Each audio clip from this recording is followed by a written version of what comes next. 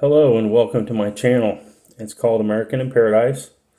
And this is part two in a series that I'm doing to help people in third world countries and emerging economies try to understand a little more about business and how business works and how to particularly make your business work, how to start and run a business in a third world country. Now, it's a little different in the United States. For one thing, starting a business is complicated. You have to have all kinds of paperwork and technical things and forms, and there's laws you have to worry about and taxes you have to worry about.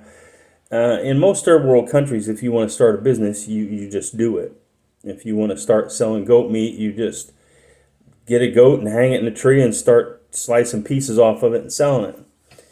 Now, in the United States, you'd have to spend at least a minimum of 50,000 US dollars before you could sell one piece of goat meat. That's just how it is. Now, I spend a lot of time in Africa, and Africa is a cash economy.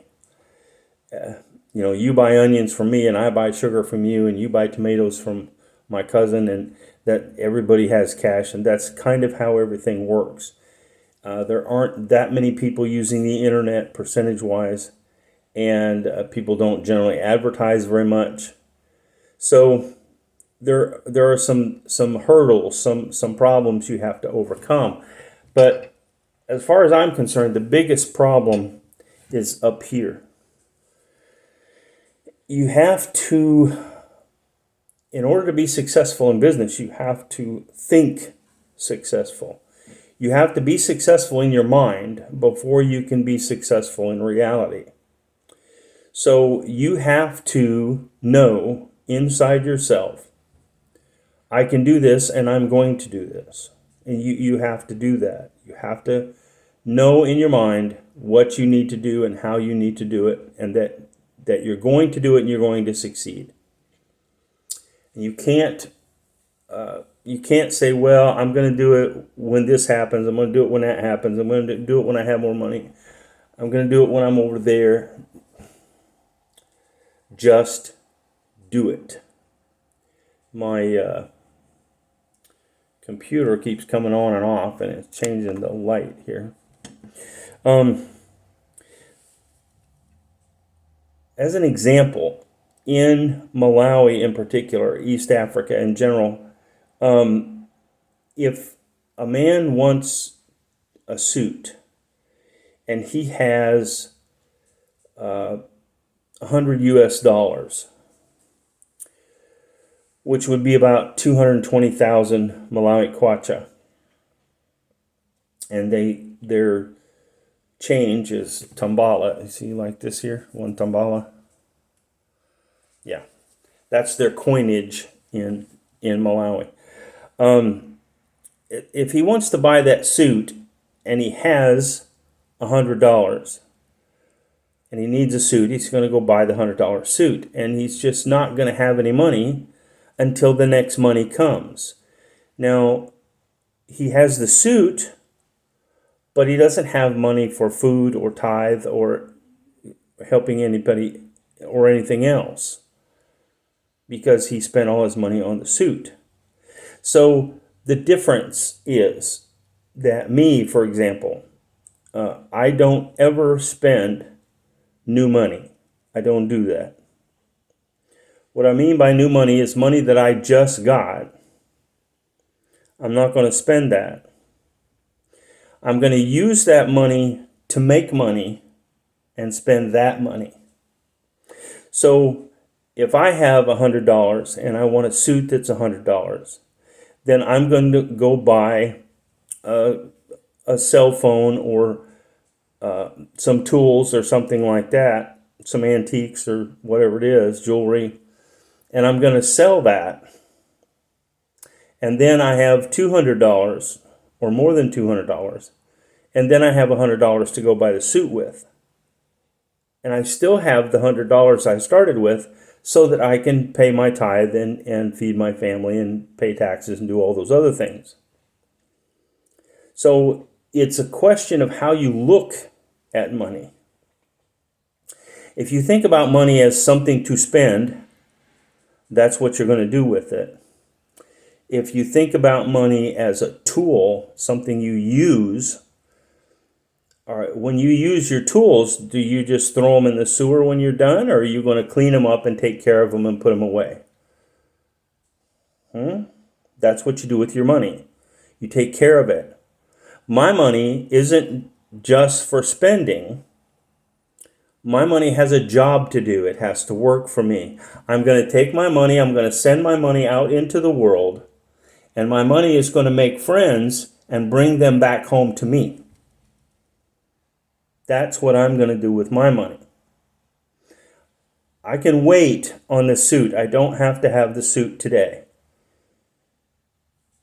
I have to wait on that suit because the rule that I have in my head is I don't spend the new money. I don't. I have discipline to go and buy things to resell, and I spend the profit. I don't spend that seed money because that's the seed money, okay? Then, after it has made me money, then I spend the profit, and then if I need to spend the original money, I can, but it's not new money anymore because it has already worked for me. You see? So, if I have $1,000 in the bank, and I take out $100, that's my new money is the $100. The $900 that's left is my seed money. Then I'm going to spend the $100 to buy things to resell. Doesn't matter what it is. It used to be when I was young, I used to only buy and sell things that I liked, things that I was interested in, which is fun, but it's bad business. It's really bad business. If I had a grocery store, I'm allergic to onions. I can't eat onions. But I can sell onions. I can have someone else handle them and sell them. So the point I'm trying to make is business and emotion are two different things. Don't get emotional about your business, and don't confuse business and emotion. The things that I like won't make me enough money, so I have to buy and sell things that I'm not interested in because other people are interested in them. Jewelry, cosmetics, and things like that. I don't care anything about them emotionally. But if I can buy it for $2 and sell it for $4, then that's what I'm going to do. So the way that you choose, this is your decision. It's your business, it's your choice. The way you choose to look at money is going to determine whether you make it or whether you don't. Okay? You have to understand that money is a tool. It's to be used. Money has a job to do. Make the money do its job, and then you can spend it when you have the profit. Now, agriculture is based on increase. You take one kernel of corn and you plant it and you get an ear of corn that has hundreds of kernels. That's the idea behind the increase. And there are so many millions and millions of people who excuse me, who plant just enough for their family. Well, why would you do that? Why not plant extra so you have some to sell? It's a little more work, but you need the money, so do it. Let me give you an example here. Increase.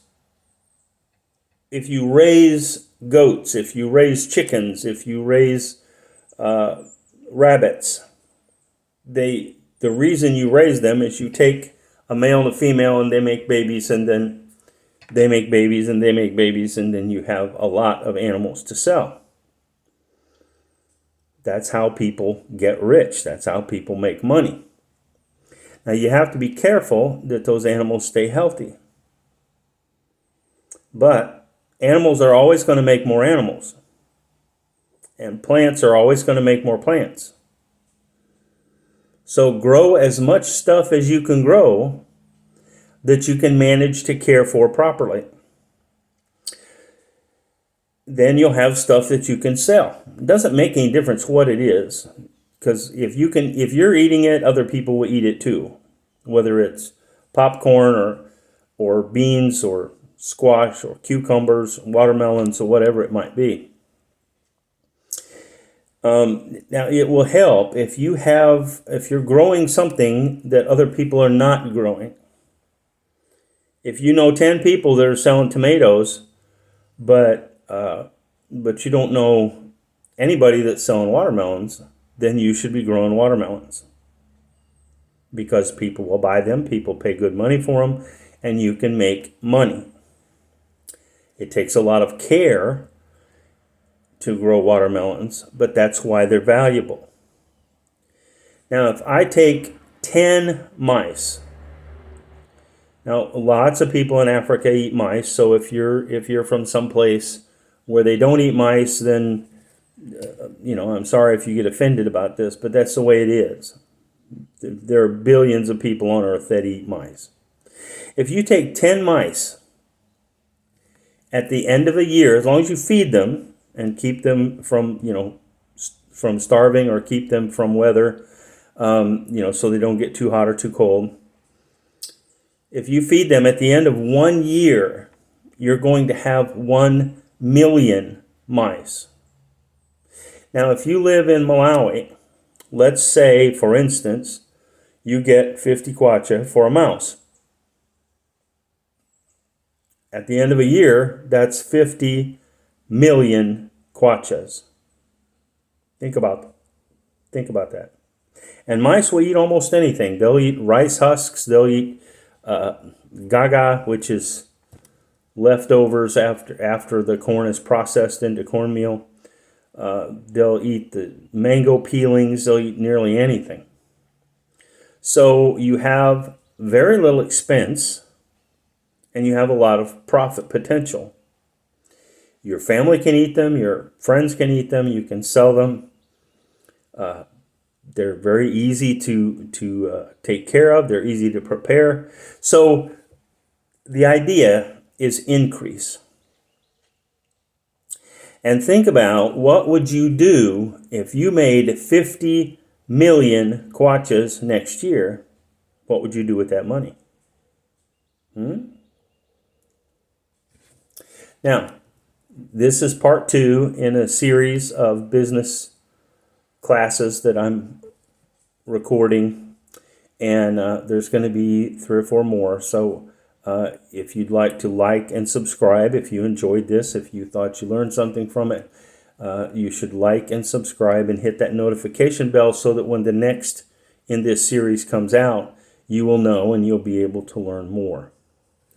Thanks for listening, and have a good day.